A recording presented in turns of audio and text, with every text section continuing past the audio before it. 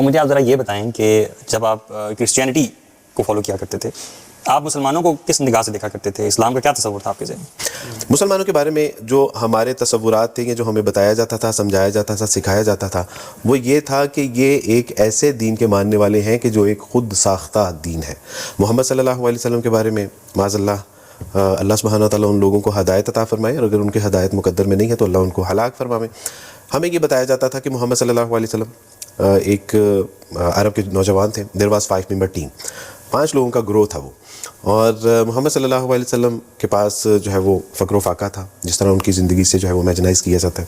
اور بتایا جاتا ہے کہ انہوں نے ایک جو ہے وہ پلان کیا کہ ہم ایک نئے مذہب کی، نئے دین کی بنیاد رکھیں گے، جبکہ وہاں پہ دین ابراہیم تو موجود تھا، لیکن انہوں نے ایک نئے سلسلے کا آغاز کیا. اس کے ساتھ جو لوگ تھے، ابو بکر صدیق تھے، علی رضی اللہ تعالیٰ، ورقہ بن نوفل، خدیجہ رضی اللہ تعالیٰ عنہ، اور آپ صلی اللہ علیہ وسلم. تو انہوں نے غور و فکر کیا. محمد صلی اللہ علیہ وسلم غار ہیرا میں میڈیٹیشن کیا کرتے تھے، غور و فکر کیا کرتے تھے کہ کیا ہونا چاہیے کیا نہیں. ورقہ بن نوفل تورات، زبور، انجیل سے چیزیں نکال کے ان کو دیا کرتے تھے. ابو بکر صدیق اسفار کیا کرتے تھے، اور جو وہاں کی علاقائی کہانیاں جو ہوتی تھیں ان کو لاتے اور اس میں ایڈ آن کرتے رہتے. تو کرتے کرتے انہوں نے ایک بک کمپائل کی، اس کا نام انہوں نے رکھا قرآن. وہ کہا کہ دس از دا ڈیوائن گائیڈنس. اس کے بعد انہوں نے جو ہے وہ دیگر ممالک کے اوپر حملے کرنے شروع کر دیے، اور وہاں سے جو لوٹ مار کا مال ہوتا تھا اس کو انہوں نے کہا کہ دس از دا مال غنیمت. انہوں نے جو ہے وہ زور اور جبر کے ساتھ لوگوں کو جو ہے وہ اسلام قبول کروایا، ان کی ممالک اور ان کی املاک کے اوپر جو ہے وہ قابض ہوئے، اور کہا کہ جی جو ہے وہ یہ دین اسلام ہے. اب ہمیں بالکل بچپن میں یہ چیزیں ہمارے ذہنوں میں پینیٹریٹ کی جاتی تھیں، ٹیکنیکلی ہمیں بتایا جاتا تھا، پڑھایا جاتا تھا، سکھایا جاتا تھا. سنڈے اسکول ہوتا ہے آپ کا اللہ کے ساتھ، خدا کے ساتھ ایک کنیکشن ڈیولپ کرنے کے لیے، اور اس سنڈے اسکول میں ہمیں یہ ساری چیزیں. اب آپ تصور کیجئے کہ یعنی اپنا دین نہیں پڑھایا جاتا تھا جی اسلام کے بارے. اور اس کی 2 وجوہات تھیں. جو ہمیں اسلام کے اگینسٹ پڑھایا جاتا تھا، یا اینٹی اسلام جو ہمیں چیزیں بتائی جاتی تھی، اس کی 2 وجوہات تھیں. ایک تو یہ کبھی جو ہے وہ یعنی ان کو پورا کانفیڈنس ہو کہ ہمارا ریلیجن ایک سچا اور ٹرو ریلیجن ہے، اور دوسرا یہ کہ کبھی یہ اپنے مذہب سے نالائکی کا مظاہرہ کریں، اور اس سے اگر بدزن ہو بھی جائیں تو اسلام نہیں قبول کریں. ان کو یہ تو قبول ہے کہ یہ مسیحی نہ رہے، لیکن یہ قبول نہیں ہے کہ یہ مسلمان ہو. اکثر ایتھیسٹ اور نان مسلم کہتے ہیں کہ جی قرآن پاک جو ہے یہ نبی علیہ السلام کی وفات کے بعد سیدنا ابوبکر نے اور پھر بعد میں حضرت عثمان نے جمع کیا. آپ کی ڈیتھ کے آلموسٹ 25 ایئرز کے بعد قرآن پاک جو ہے یہ کتابی شکل میں آیا. پہلے تو قرآن ہے ہی نہیں تھا، لہٰذا یہ جو رسول اللہ نے کتاب لکھی تھی نعوذ باللہ بقول ان کے، ظاہر ہے وہ اللہ کا کلام تو نہیں مانتے نا. اللہ کا کلام مانتے ہو تو مسلمان نہ ہو جائے. اپنی عقل استعمال کریں. اگر کرسچنز اور جوز اس کو اللہ کا کلام مانتے ہو تو مسلمان نہ ہو جائیں. آج معصوم سی شکلیں بنا کے مولوی میرے بکس میں کہہ رہے ہیں کہ جی کرسچن جو ہے ہمارے نبی کو مانتے ہیں، تو پھر تو خوشخبری ہے. مسلمان ایک رات میں مولویوں نے 4 ارب کر دیے. 2 ارب ہم تھے، 2 ارب کرسچنز. ہمارے نبی کو مانتے ہوتے تو مسلمان نہ ہو جاتے. وہ تو حضرت عیسیٰ کو اللہ کا بیٹا مانتے ہیں، یا اللہ ہی مانتے ہیں، یا جو کوئی اکا دکا مواحد بچے ہیں جو ان کو پیغمبر مانتے ہیں، تو وہ بھی آخری پیغمبر مانتے ہیں. ذہن میں رکھیے گا. اور انجیل میں جو وہ آیت ہے نا کہ قیامت تک دجال پیدا ہوں گے جو جھوٹے دعوے نبوت کریں گے، نعوذ باللہ، دجال کا ورڈ موجود ہے انجیل کے اندر. ان کے ذرا مناظرے اٹھا کے دیکھیں. وہ ٹاپ آف دا لسٹ رسول اللہ کا نام لیتے ہیں. وہ کہتے ہیں ہمارے تو حضرت عیسیٰ پہلے ہی بتا کے گئے تھے. ایک تو وہ بڑا دجال آنا نا کانا، اس کو چھوڑ دیں. وہ کہتے ہیں حضرت عیسیٰ نے کہا تھا میرے بعد کئی ایک جھوٹے دعوے نبوت کرنے والے پیدا ہوں گے. اب یہ الگ بات ہے کہ عیسیٰ ابن مریم کو بھی یہ نبی نہیں مانتے، انہیں خدا کا بیٹا یا خدا کہتے ہیں، اور دوسری طرف ہمارے پیغمبر کے بارے میں یہ بکواس کرتے ہیں. اور آج جو ہے وہ یہود و نصارہ سے محبت کی پینگیں انجینئر کے بکس میں. چلے اتحاد امت کیا، اب تو ہم نے دونوں امتوں کا اتحاد کروا دیا، یعنی امت دعوت کا بھی، امت اجابت کا بھی. پہلے تو صرف امت اجابت کا اتفاق ہوا تھا نا، بریلوی دیوبندی اہل حدیث شیعہ میرے خلاف کٹے ہوئے تھے. اب تو جیوز اور کرسچنز کو بھی اپنے ساتھ ملا رہے ہیں کہ انجینئر جو ہے فتنہ کھڑا کر رہا ہے. جی عقل ماری ہوئی ہے ان کی. پھر میمز ہی بننی ہے نا، اور تگلی جو دیسی فنکار ٹی وی تے میم. تو میں اس ٹاپک کو الگ سے اس لیے نہیں تھا ایڈریس کر رہا، مجھے یہ بائی چانس آج ذہن میں آ گیا تو میں نے بات کر دی. میں نے اتنی بھی نہیں تھی کرنی. یہ لوگ اس قابل ہی نہیں ہے کہ ان کی ان فضولیات باتوں کے جواب دیے جائیں. وَأَنْتُمْ تَعْلَمُونَ، تم جانتے تو ہو، جس طرح علماء یہود جان بوجھ کے اس قسم کی حرکتیں کرتے تھے. اچھا، اسی طریقے سے گاسپل آف جان کے اندر جو انجیل میں سے ایک انجیل ہے، اس میں حضرت عیسیٰ علیہ السلام کہتے ہیں اپنے حواریوں سے، مجھے تم سے بہت کچھ کہنا ہے مگر تم آج اس کے متحمل نہیں ہو سکتے. جب وہ دنیا میں آئیں گے وہ تمہیں سب کچھ بتائیں گے اور پوری دنیا میں میرے جلال کو ظاہر کریں گے. یعنی عیسیٰ علیہ السلام کہہ رہے ہیں کہ کچھ باتیں ایسی ہیں جو اس زمانے میں تم متحمل نہیں ان باتوں کو سمجھنے کے. ہاں جب وہ پیغمبر آئیں گے اس زمانے میں آ کر وہ باتیں تمہیں بتائیں گے ظاہر قرب قیامت سے متعلق اور باقی چیزیں, اور پوری دنیا میں میرے جلال کو ظاہر کریں گے. اب کرسچنز کہتے ہیں کہ یہ جو آیت ہے نا یہ حضرت روح قدس جبرائیل کے بارے میں ہے کہ انہوں نے پوری دنیا میں حضرت عیسیٰ ابن مریم کا نام روشن کیا ہے. ہم کہتے ہیں انہوں نے تو کوئی نہیں کیا, نام تو ہمارے نبی نے روشن کیا ہے. آج 2.25 ارب مسلمان جیزس کرائسٹ کو اسی طرح اللہ کا پیغمبر مانتے ہیں جس طرح محمد رسول اللہ کو صلی اللہ علیہ وآلہ وسلم. ہمارے نزدیک عیسیٰ ابن مریم کا انکار کرنے والا بھی اتنا ہی بڑا کافر ہے جتنا بڑا کافر محمد رسول اللہ کا انکار کرنے والا ہے. مسلمانوں کو نکال دیں تو بتائیں کون عیسیٰ ابن مریم کو مانتا ہے؟ کوئی بھی نہیں مانتا. یہودی جو خود بنی اسرائیل سے ہیں وہ تو ان کو وہ گالیاں دیتے ہیں آج تک. ڈاکٹر اسرار صاحب ہمارے استاد رحمہ اللہ نے بیان القرآن میں وہ ساری گالیاں نکالی ہیں باقاعدہ, لیکن انہوں نے ان کی منجی نہیں ٹھوکی تھی ورنہ ڈاکٹر اسرار کو انہوں نے ٹانگ دینا تھا کہ یہ کیا کر رہے ہیں. جو یہودی کہتے ہیں نا وہ انہوں نے یہودیوں کے ریفرنس سے خود نہیں نکالی, یہ نہ سمجھیے گا, لیکن مولویوں کے حساب سے انہوں نے نکالی ہیں کیونکہ یہ جب کافروں کے ریفرنس سے بھی آپ کو بات کر رہے ہیں تو کہتے ہیں وہ نہیں کٹیاں نے. تو ڈاکٹر اسرار نے کہا کہ جی یہودی کہتے ہیں, اور وہ جس انداز میں انہوں نے کہا توبہ توبہ یہ سن بھی نہیں سکتے, جادوگر, پاگل, ولد الحرام, ولد الزنا, دجال, پتہ نہیں کیا کیا لفظ بولے. میں ویڈیو لاواں کہ انہوں دسنے واسطے کہ ڈاکٹر اسرار نے تہاڈی منڈی نہیں ٹھوکی. آج سارے ڈاکٹر اسرار دی بڑی تعریف کر دینے, خصوصاً دیوبندی. کیونکہ عیسائی سمجھتے تھے کہ جسے ہم خدا سمجھتے ہیں اس کے قاتل یہ ہیں, انہوں نے سولی چڑھایا ہے. یہودی سمجھتے تھے کہ کافر جو تھا, مرتد جو تھا, جادوگر تھا, ولد الحرام تھا, ولد الزنا تھا, اسے یہ خدا کا بیٹا بنائے پھرتے ہیں. اب یہ اس قدر یعنی کنٹراسٹ ہے اتنی ایک دوسرے کے خلاف کہ ان کے اندر کوئی پوائنٹ آف میٹنگ ہے ہی نہیں. اور میرے ایک جملے کاٹ کاٹ کے جی جیری صاحب نے آیا کیا دیتا تھا وہ کیا دیتا. تو ہم مسلمان مانتے ہیں, اور یہ جو پروفیسی تھی انجیل کی یہ قرآن میں بھی موجود ہے سورہ الصف کے اندر کہ عیسیٰ ابن مریم کہتے ہیں میں اللہ کا رسول ہوں بنی اسرائیل کے لیے, اور اپنے بعد ایک نبی کی بشارت دیتا ہوں جن کا نام احمد ہوگا. اگلی الہامی کتابوں میں آپ کا نام ہے احمد. بخاری میں حدیث ہے میں محمد ہوں, میں احمد ہوں, میں عاقب ہوں, میں حاشر ہوں. نبی علیہ السلام نے اپنے یہ نام بتائے. تو احمد آپ کا ایک بڑا خاص نام ہے آسمانوں پر بھی اور اگلی الہامی کتابوں کے اندر. لیکن وہی ہوا کہ بجائے یہ کہ کرسچنز عیسیٰ ابن مریم کی تعلیمات پر عمل کر کے رسول اللہ کو پیغمبر مانتے, اور جیوز موسیٰ علیہ السلام کی تعلیمات پر عمل کر کے نبی علیہ السلام کو پیغمبر مانتے, سب سے بڑے دشمن یہی بن گئے. اور آپ صلی اللہ علیہ وآلہ وسلم کو کافی تکلیفیں ان سے اٹھانی پڑی, آج تک اٹھانی پڑ رہی ہیں. یہ تو آج کا ماڈرن دور ہے نا, لوگ ایک دوسرے کو ہیومن ڈگنیٹی میں رسپیکٹ دیتے ہیں. ادروائز صلیبی جنگیں جو مسلمانوں کی کرسچنز کے ساتھ ہوئی ہیں وہ کیوں ہوئی ہیں؟ بیزنٹین امپائر جو ایسٹرن رومن امپائر تھی ان کے خلاف حضرت عمر کو یرموک کیوں لڑنی پڑی؟ ظاہر ہے وہ نبی علیہ السلام کو نعوذ باللہ من ذالک جھوٹا پیغمبر سمجھتے تھے, اور اسی کے لیے شریعت کی ٹرم میں دجال کا ورڈ استعمال ہوتا ہے. بخاری مسلم میں حدیث ہے قیامت اس وقت تک قائم نہیں ہوگی جب تک کہ 30 جھوٹے دجال نہ پیدا ہو جائیں جو دعوے نبوت کریں گے. جو پیغمبر نہ ہو اور دعوے نبوت کرے اسے دجال کہا جاتا ہے شریعت کی ٹرم میں, ادروائز وہ پیغمبر ہے. لیکن اگر آپ کہیں نہیں میں اس کو پیغمبر تو نہیں مانتا لیکن اچھا انسان مانتا ہوں, اچھا انسان ایک ایسے شخص کو جو دعوے پیغمبری کر رہا ہے اور وہ پیغمبر نہیں ہے, تو اس کا مطلب ہے تم مکاری کر رہے ہو, اچھے انسان نہیں مانتے تم, کیونکہ اس سے بڑا تو برا انسان ہی کوئی نہیں ہو سکتا کہ جو پیغمبر نہ ہو اور دعوے پیغمبری کرے. یہ قرآن میں لکھا ہوا ہے سورۃ الانعام کے اندر اللہ تعالیٰ نے فرمایا ہے کہ اس سے بڑا ظالم کون جو اللہ پر جھوٹ باندھے اور کہے کہ میری طرف وحی آئی ہے حالانکہ اللہ نے اس کے پاس وحی نہ بھیجی ہو. 2 جگہ ہے سورۃ الانعام میں. یا پھر اس سے بڑھ کر ظالم کون جو اللہ کی آیات کا انکار کرے. یعنی سب سے بڑا دجال وہ ہوتا ہے جو جھوٹا دعوے نبوت کرے, اور اگر پیغمبر سچا ہو اور اس کا انکار کر دے اس کے زمانے میں کوئی, تو پھر وہ سب سے بڑا دجال اور کذاب ہوتا ہے. جس طرح اس امت میں ابو جہل تھا, ابو لہب تھا. آپ کو بات سمجھ آئی؟ لہذا کرسچنز اگر ہمارے نبی علیہ السلام کو پیغمبر نہیں مانتے تو الٹیمیٹلی پھر وہ ان کو ایک جھوٹا انسان سمجھتے ہیں جس نے دعوے نبوت کیا, نعوذ باللہ من ذالک.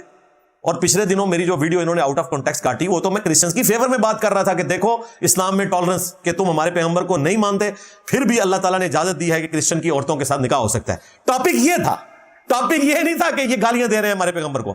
اور اس میں بھی میں نے جملہ بولا کہ کرسچنز ہمارے پیغمبر کو نعوذ باللہ دجال سمجھتے ہیں. کہتے ہیں نہیں، میں نے بولا کہیں گے تو ان کے ساتھ کیا ہوگی. سمجھتے تو ہیں، ان کا عقیدہ. جائے مناظرے رکھے ہوئے ہیں اتنے بڑے بڑے، وہ تو بلکہ انجیل کی آیات پیش کرتے ہیں کہ جی انجیل میں جو ہے کہ قیامت تک دجال پیدا ہوں گے، جو دراصل یہ خود ہیں. ان کے بڑے بڑے جو پادری ہیں وہ ہیں جنہوں نے عیسیٰ ابن مریم کی تعلیمات کو ٹیمپر کر کے ڈیوینٹی میں کلیم کر دیا، خدا کے ساتھ لا کے کھڑا کر دیا. ان دجالوں کا ذکر تھا، لیکن نعوذ باللہ وہ ان آیات کو رسول اللہ کے اوپر لگاتے ہیں اور کہتے ہیں عیسیٰ ابن مریم نے ہمیں پہلے بتایا تھا قیامت تک کئی جھوٹے پیغمبر آئیں گے. تو یہ نہ سمجھیں کہ صرف وہ مسیح الدجال، جھوٹے مسیح جو کانا ہوگا اس کو دجال سمجھتے ہیں. نہیں، وہ نبی اسلام کے بارے میں بھی یہ عقیدہ ہے اور مناظرہ میں انہوں نے بولا ہوا ہے، کتابوں میں لکھا ہوا ہے باقاعدہ.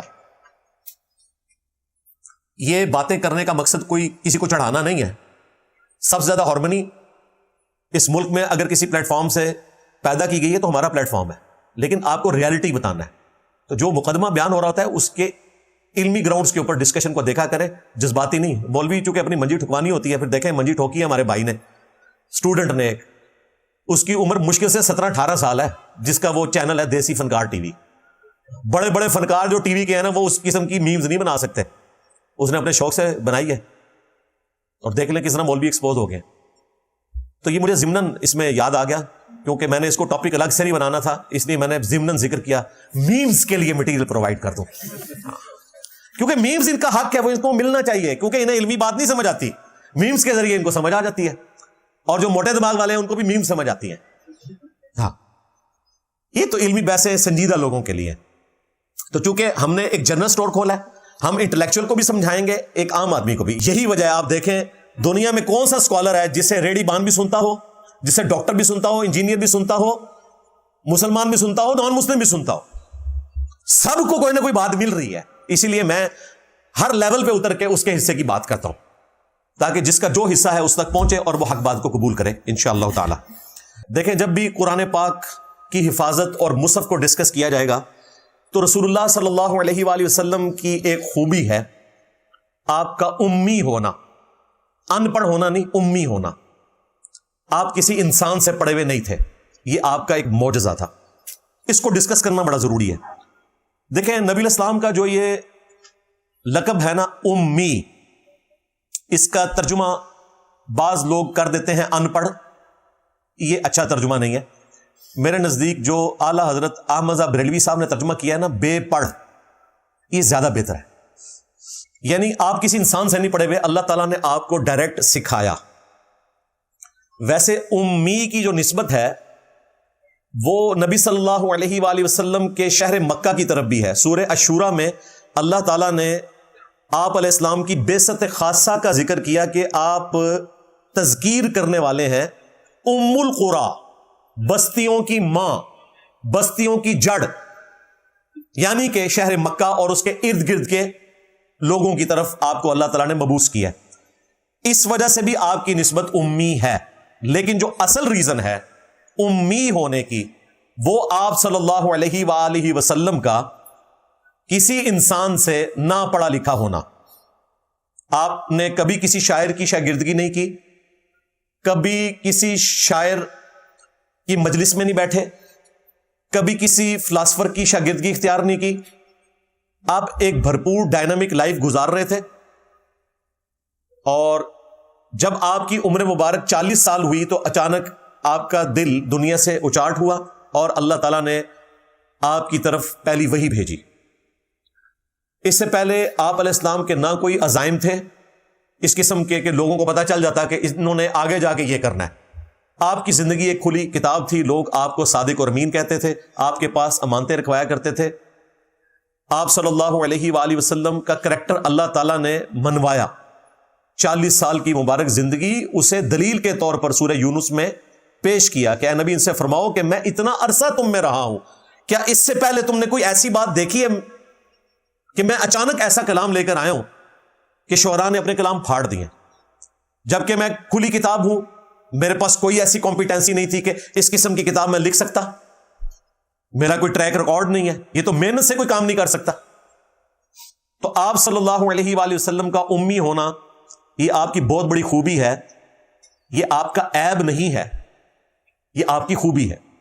دیکھیں ڈاکٹر اقبال کا شاعر ہونا خوبی ہے، لیکن رسول اللہ کا شاعر ہونا یہ عیب ہے. وما علمناہ الشعر وما ينبغی لہ ان ہوا الا ذکر وقرآن مبین. ہم نے اس نبی کو شعر کہنا نہیں سکھایا اور نہ یہ ان کی شان کے لائق ہے. یہ تو یاد دہانی ہے اور قرآن مبین ہے. تو نبی علیہ السلام کے کیس میں شاعر نہ ہونا آپ کی خوبی ہے، اسی طریقے سے آپ کا امی ہونا آپ کی خوبی ہے. اور اگلی الہامی کتابوں میں یہ آپ کی خوبی مینشن ہوئی تھی کہ آپ امی ہوں گے. اس کا ذکر قرآن میں موجود ہے، تورات اور انجیل کے حوالے میں بعد میں دوں گا. قرآن پاک میں سورۃ الاعراف کی آیت نمبر 157، اس کے اوپر میں نے پورے لیکچرز دیے ہیں، کافی لمبی آیت ہے لیکن شروع کا حصہ میں کور کروں گا. اللہ تعالیٰ اپنے محبوب علیہ السلام سے متعلق فرماتا ہے الذین یتبعون الرسول. صحابہ کرام اور اہل بیت کے حوالے سے، آپ علیہ السلام کے جانثار ساتھیوں کے حوالے سے، کہ یہ پیروی کرتے ہیں اور کریں گے ایک ایسے رسول کی، النبی الامی الذی، کہ جو نبی امی ہیں، اور الذی یجدونہ مکتوبا عندہم فی التوراۃ والانجیل، اور وہ لکھا ہوا پاتے ہیں ان کا ذکر خیر اپنی کتابوں میں جو ان کے پاس موجود ہیں، تورات اور انجیل. پھر آگے ذکر آتا ہے کہ وہ انہیں حکم دیتے ہیں نیکی کے کاموں کا، روکتے ہیں برائی سے، اور ان کے لیے پاکیزہ چیزیں حلال کرتے ہیں اور خبیث چیزیں، ناپاک چیزیں حرام کرتے ہیں، اور ان پر جو بوجھ تھا، گردنوں میں توق تھے غلامی کے، توہمات کے، وہ اتارتے ہیں. پس جو لوگ ان پر ایمان لائیں اور ان کی عزت کریں اور ان کی مدد کریں اور پیروی کریں اس نور کی جو ان کے ساتھ نازل ہوا، تو ایسے ہی لوگ فلاح پائیں گے. اللہم اجعلنا منہم، آمین. میں نے یہ ساری آیت کو اس لیے تلاوت نہیں کیا کہ اس پہ 2-3 منٹ اور لگ جانے تھے، میں نے وہ ترجمہ بیان کیا کیونکہ یہ آیت ہی بڑی وجد والی ہے. تو اس میں نبی علیہ السلام کے بارے میں 2 باتیں ٹاپ آف لسٹ آئیں کہ آپ نبی امی ہیں، نمبر 1. نمبر 2، آپ کا ذکر خیر تورات اور انجیل میں موجود ہے. جی آج بھی موجود ہے. سنیں، اس وقت جو بائبل سوسائٹی انارکلی لاہور سے آپ کو بائبل انجیل مقدس ملتی ہے، وہ basically old testament, new testament اور انبیاء بنی اسرائیل کے صحائف کا مجموعہ ہے. ان کی احادیث کا بھی مجموعہ ہے. ویسے اسے انجیل مقدس کہتے ہیں، لیکن وہ صرف انجیل نہیں ہے، اس میں تورات بھی موجود ہے، زبور بھی موجود ہے، صحائف بھی موجود ہیں، مکاشفات بھی موجود ہیں، انبیاء کی احادیث بھی ہیں. ہمارے والا معاملہ نہیں کہ قرآن الگ ہے اور احادیث کی کتابیں الگ ہیں، اسے انجیل مقدس کہتے ہیں. اس میں جو اولڈ ٹیسٹمنٹ ہے، تورات، جو سٹارٹ ہی میں ڈیوٹرانومی چیپٹر 18 نمبر، اس کی آیت نمبر 18 ہے. اللہ تعالیٰ نے فرمایا اے موسیٰ، میں تیرے بھائیوں میں سے، یعنی بنو اسرائیل کے بھائی کون؟ بنو اسماعیل، تیری ہی مانند ایک رسول اٹھاؤں گا، تیری مانند ہوگا. اور وہ کیسے مانند ہوا؟ کہ حضرت موسیٰ علیہ السلام کے فالورز بھی لاکھوں کی تعداد میں تھے، نبی علیہ السلام کے فالورز بھی لاکھوں کی تعداد میں، آج تو خیر اربوں میں. حضرت موسیٰ علیہ السلام بھی نارمل طریقے سے دنیا میں پیدا ہوئے اور نبی علیہ السلام بھی، جبکہ عیسیٰ علیہ السلام مرزانہ طور پر پیدا ہوئے. یہ میں اس لیے بات کر رہا ہوں کہ لوگ اس پروفیسی کو حضرت عیسیٰ کے اوپر لگانے کی کوشش کرتے ہیں کہ اس میں تو حضرت عیسیٰ کی بشارت ہے. حضرت عیسیٰ کی بشارت نہیں ہے، ورنہ ہوتا کہ تیرے قبیلے کی نسل میں، کہا تیرے بھائیوں میں. حضرت عیسیٰ علیہ السلام تو بنو اسرائیل میں سے، نبی علیہ السلام بنو اسماعیل میں سے. تیری مانند، دیکھیں مانند میں کتنی چیزیں آ گئی. صاحب امت نبی، آپ کا دنیا میں آنا اور دنیا سے جانا ایک جیسا ہے. حضرت موسیٰ علیہ السلام بھی نیچرل ڈیتھ کے ہیں، حضرت عیسیٰ علیہ السلام کا آنا بھی مرزانہ، اٹھایا جانا بھی مرزانہ، اور پھر اتنی تعداد میں لوگوں کا فالو کرنا. اور موسیٰ علیہ السلام نئی شریعت لے کر آئے، عیسیٰ علیہ السلام نے انہی کی شریعت کو کنٹینیو کیا، اور ہمارے نبی بھی نئی شریعت لے کر آئے. اس اعتبار سے یہ پروفیسی 5 حوالوں سے اسپیسیفکلی نبی علیہ السلام کے اوپر بیٹھتی ہے کہ تیرے بھائیوں میں سے تیری مانند رسول اٹھاؤں گا اور اس کے منہ میں اپنا کلام ڈالوں گا، وہ سب کچھ بتائے گا جو میں اسے وحی کروں گا. اور سیم آیت قرآن میں بھی ہے، وما ينطق عن الهوى ان هو الا وحی یوحى. یہ نبی اپنی خواہش نفس سے کچھ نہیں کہتے، یہ وہی کہتے ہیں جو اللہ ان کو وہی کرتا ہے. یعنی اگلے انبیاء کو بھی بتایا گیا تھا کہ وہ نبی خاص نبی ہوں گے، ان پر کلام نازل کیا جائے گا، کیونکہ موسیٰ علیہ السلام پہ کلام نہیں نازل ہوا، آپ کو تورات تختیوں کی شکل میں دی گئی ہے، لیکن ہمارے نبی کے سینے پہ قرآن نازل ہوا. یہ آپ کی خصوصیت تھی. تو یہ نبی علیہ السلام کا امی ہونا. اینڈ پہ میں وہ آیات کور کر دوں، اسی پہ میں کنکلوڈ کروں گا. اور ایک حدیث بخاری کی سورۃ العنکبوت میں نبی امی صلی اللہ علیہ وآلہ وسلم کے حوالے سے اللہ تعالیٰ نے ذکر خیر کرتے ہوئے فرمایا، آیت نمبر 48، onward. وَمَا كُنْتَ تَتْلُو مِن قَبْلِهِ مِن کتاب. اے نبی اس قرآن کے نزول سے پہلے آپ کسی کتاب میں سے کچھ پڑھ نہیں سکتے تھے، یعنی آپ کی خوبی تھی کہ آپ لکھنا پڑھنا نہیں جانتے تھے. وَلَا تَخُطُّهُ بِيَمِينِكَ، اور نہ اپنے دائیں ہاتھ سے آپ کچھ لکھ سکتے تھے. اِذًا لَارْتَابَ الْمُبْطِلُونَ، اگر ایسا ہوتا تو لوگوں کو یہ چیز شک میں ڈال دیتی کہ یہ کتاب آپ نے خود گھاڑ لی ہے. اب پتہ چلا آپ کو یہ حضور کا معجزہ اللہ نے کیوں رکھا. اب سب کو پتا ہے کہ لکھنا پڑھنا نہیں آ رہا، تو یہ کتاب کہاں سے آ گئی؟ نہ کسی سے چوری کر کے بیان کر سکتے تھے نعوذ باللہ، نہ خود لکھ سکتے تھے، تو کتاب کہاں سے آئی؟ بھئی ادھر سے آئی جدھر سے سارے پیغمبروں کو وحی آئی. تو اللہ تعالیٰ فرما رہا ہے یہ وجہ تھی ہم نے آپ کو لکھنا پڑھنا نہیں سکھایا، ورنہ لوگوں کو شک میں یہ بات مبتلا کر دیتی. بل ہوا آیات بینات، بلکہ وہ تو اللہ کی روشن آیات ہیں. فی صدور الذین اوتوا العلم، ان لوگوں کے سینوں میں جن کو علم دیا گیا. وما یجحد بآیاتنا الا الظالمون، اور ہماری آیات میں تو جھگڑا نہیں کرتے مگر جو ظلم پہ اترے ہوئے ہیں. وقالوا لولا انزل علیہ آیات من ربہ، اور یہ کافر کہتے ہیں اس نبی کو اللہ نے کوئی معجزہ کیوں نہیں دیا. یہ وہ آیات ہیں جہاں اللہ نے ڈکلیئر کیا کہ معجزہ ایک ہی ہے. یہ باقی معجزات آپ کے ہیں بخاری مسلم میں، دعوی نبوت کے نہیں ہے. دعوی نبوت کا ایک معجزہ ہے تاکہ قیامت تک کے لیے وہ باقی رہے، کیونکہ آپ خاتم النبیین ہیں، تو آپ کا معجزہ بھی قیامت تک کے لیے باقی رہنا چاہیے. قل انما الآیات عند اللہ، اے نبی تم کہہ دو کہ معجزات تو اللہ کے پاس ہیں. وانما انا نذیر مبین، اور میں تو اس کے سوا کچھ نہیں کہ ڈر سنانے والا ہوں. اولم یکفیہم، کیا ان کے لیے یہ چیز کافی نہیں ہے؟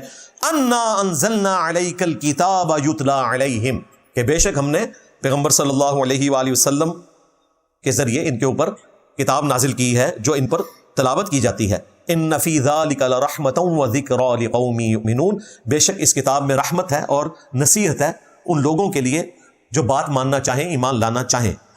تو اللہ تعالیٰ نے کہا کہ اس نبی کا واحد معجزہ قرآن ہے. یہ قرآن میں بھی ذکر آ گیا اور پہلے بھی میں ذکر کر چکا.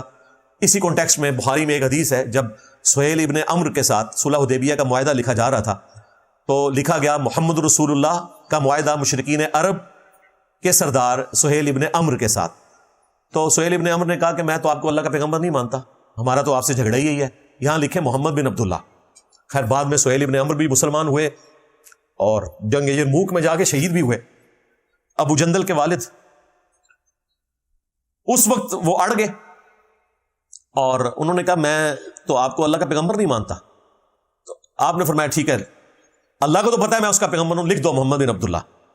حضرت علی آپ کے کاتب تھے، نبی علیہ السلام نے کہا علی اس کو مٹاؤ اور لکھو محمد بن عبداللہ. ان کا یا رسول اللہ میں آپ کا نام نہیں مٹاؤں گا. یعنی آپ علیہ السلام سے محبت کا اظہار کہ میں آپ کے نام کے اوپر کیسے لکیر پھیروں. بخاری کے الفاظ ہیں، آپ نے کہا کہ اس تحریر کو میری طرف کرو، اور پھر کہا کہ کہاں لکھا ہوا ہے، بتایا گیا یہ لکھا ہے. تو آپ نے اپنے مبارک ہاتھوں سے اس پہ لکیر پھیری اور پھر آپ نے اپنے ہاتھوں سے لکھا محمد بن عبداللہ. اور راوی حدیث کے الفاظ ہیں کہ آپ کی ہینڈ رائٹنگ اتنی خوبصورت نہیں تھی کیونکہ آپ لکھنا پڑھنا نہیں جانتے تھے. تو جس نے کبھی لکھا پڑھا نہ ہو تو وہ کبھی اگر زندگی میں ایک دفعہ لکھ رہا ہے تو ظاہر ہے وہ، اور یہ آپ کا معجزہ تھا، ورنہ اگر آپ اس وقت اچھی خطاطی کرتے لوگوں نے کہنا تھا. آپ کو پتہ ہے یہ حدیث بخاری کی 4251 اس بات کے اوپر ثبوت ہے کہ ان لوگوں کا موقف مضبوط ہے جو یہ کہتے ہیں کہ قرآن کے نزول کے بعد نبی علیہ السلام اتنا لکھ پڑھ سکتے تھے کہ آپ قرآن کی وحی کو ویریفائی کر سکیں. معجزانہ طور پر اللہ نے سکھا دیا تھا، لیکن اس میں مہارت پھر بھی نہیں دی تھی، لہٰذا دوسرے لوگوں کا موقف بھی اپنی جگہ درست ہے. یہ حدیث میں نے آپ کو اس لیے بیان کی کہ آپ کو پتہ چل جائے کہ نبی علیہ السلام ویریفائی کرتے تھے وحی کو. یہ نہیں ہو سکتا تھا کہ کوئی بندہ اپنی مطلب سے کوئی لکھ دے اور نبی علیہ السلام لکھنا پڑھنا نہیں جانتے تو وہ جو مرضی لکھ دے. نہیں، پھر ایک بندہ تو ہوتا ہی نہیں تھا. آپ کہتے تھے جو لکھا ہے وہ پڑھو، آپ سنتے تھے اور کریکشن کرواتے تھے. اور اگر کسی نے ہینکی پھینکی ماری اس کے ساتھ جو اشر ہوا وہ بخاری مسلم میں حدیث ہے مشہور. ایک کاتب وحی تھا، اس نے سورۃ البقرہ سورہ آل عمران حضور سے خود پڑھی، بعد میں مرتد ہو گیا، کرسچن ہو گیا، اور اس نے کہا کہ نبی کو تو کچھ نہیں آتا، جو میں لکھ دیتا ہوں وہی ہوتی ہے. نعوذ باللہ. اب اللہ کا کرنا ہوا، مر گیا، دفنایا گیا، زمین نے قبول نہیں کیا، لاش کو باہر پھینک دیا. لوگوں نے کہا کہ محمد اور اس کے ساتھیوں کا کام ہے. نعوذ باللہ. اسے دور جا کے دفنایا، گہری قبر کھود کے. اگلے دن پھر لاش باہر. تیسرے دن اتنی گہری قبر کھودی کہ پانی نکل آئے، پھر لاش باہر. اور لوگوں نے وہاں پہ پہرا دیا، انہوں نے آبزرو کیا، انہوں نے کہا اس کو زمین اب قبول نہیں کرے گی. یہ معجزہ ظاہر ہوا جس نے رسول اللہ کی نبوت کو اس طریقے سے چیلنج کیا تھا کہ جو میں لکھتا ہوں وہ وہی ہے. یہ تقاضا تھا اللہ تعالیٰ کی طرف سے نبوت کی حفاظت کا کہ ایسے شخص کو یہ سزا دی جاتی. تو قرآن پاک الحمدللہ محفوظ ہے اور اللہ کے نبی کا واحد معجزہ جس پہ دعوے نبوت ہے قیامت تک کے لیے، ہر ٹیسٹ کے اوپر پورا ہے. اس زمانے میں شاعری عروج پہ تھی، شعراء پریشان ہو گئے. آج سائنس اپنے عروج پہ ہے. قرآن کی کوئی ایک آیت بھی ایسی نہیں ہے جو اسٹیبلش سائنٹیفک فیکٹس کے خلاف ہو. تھیوریز اور ہائپوتھیسز کی بات نہیں ہو رہی. یہ ایک الگ سے ٹاپک ہے، اس پہ میری کافی ساری ویڈیوز ریکارڈ ہیں.